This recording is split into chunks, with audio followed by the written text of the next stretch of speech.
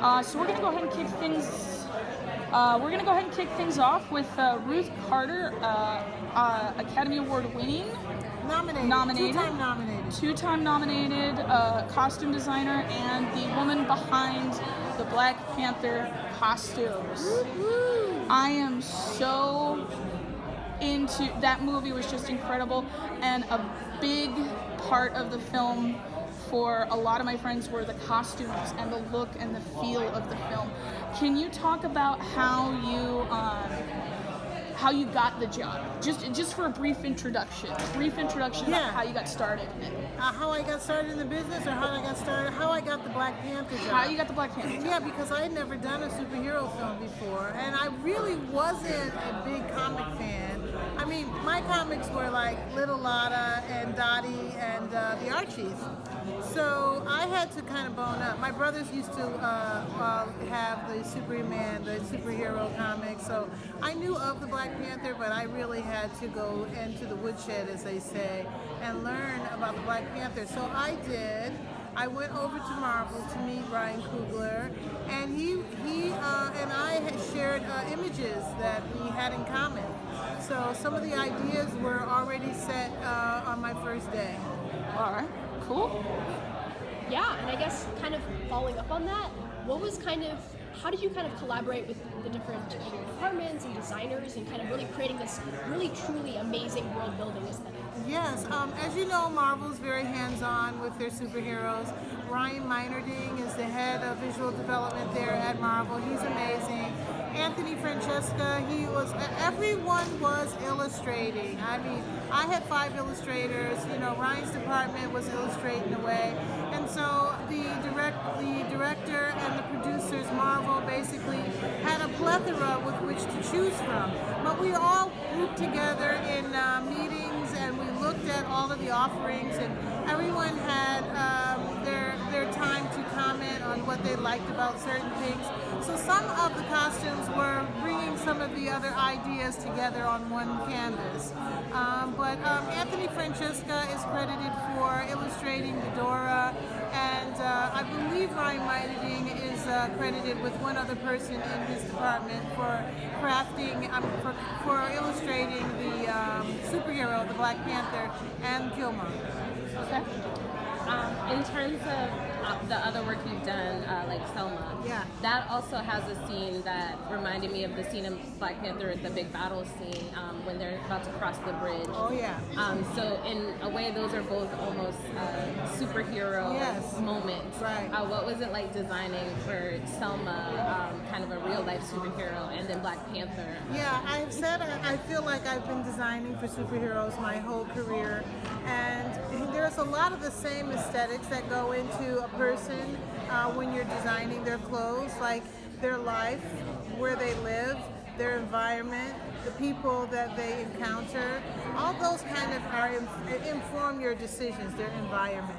So Selma was, something that was near and dear to the hearts of many because of Martin Luther King, but also because of a lot of the marchers we had in the film were descendants of the marchers that went across the Edmund Pettus Bridge and marched all the way to Montgomery. So, it had a special place in our heart because we felt like we were honoring those heroes that fought against police brutality for a right to vote. And I think that's how we evoke change. Like, look what we're doing now. This is something that has been a big part of our American history and our tapestry. So Black Panther was no different. I had to understand the world of Wakanda, the things, the battles, the things that they were up against, and really craft a world that had a story, had a past, had a future. Please.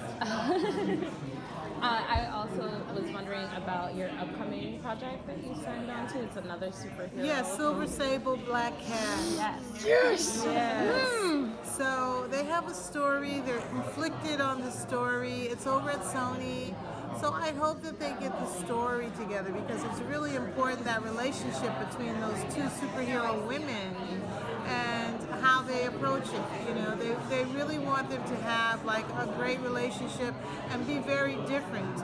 I believe in the comics they kind of both have superhero suits on, so they might eschew it a little bit, so it might be more like Girl with a Dragon Tattoo and Silver Sable, just to create that dichotomy.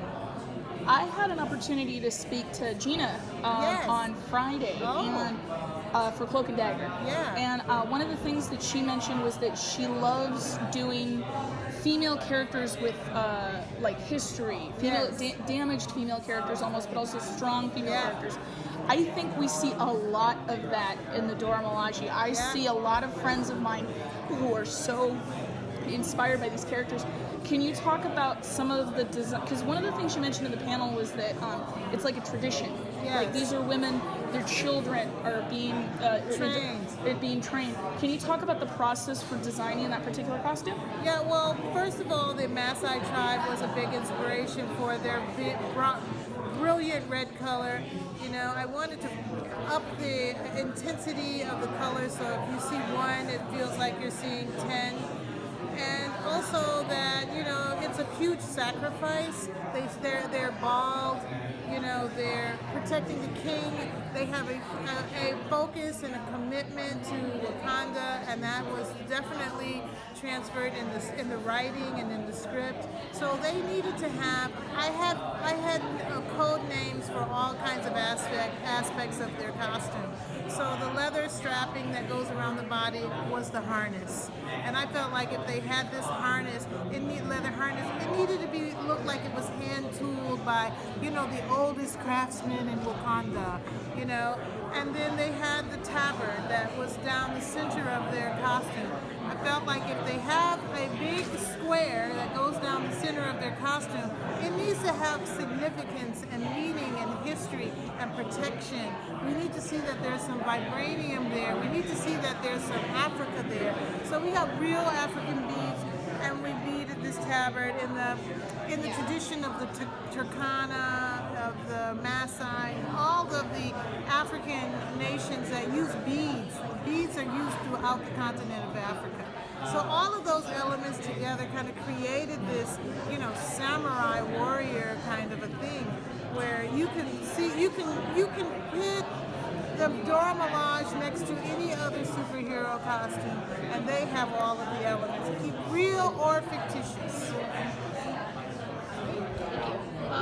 Yeah, and I think kind of speaking to that, how much did you draw from, you talked a bit about how you drew from specifically like tribal inspiration as well as comic inspiration.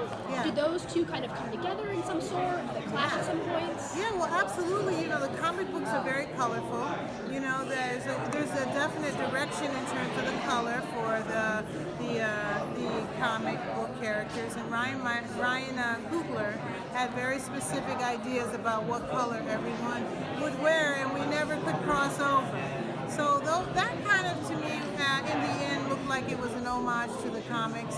The other parts of it, going through the continent of Africa and deciding on what tribes would be influencing our fictitious tribes. So the Jabari are influenced by the Dogon. The Dogon of Mali, they are mountainous dwellers. They were the first astronomers.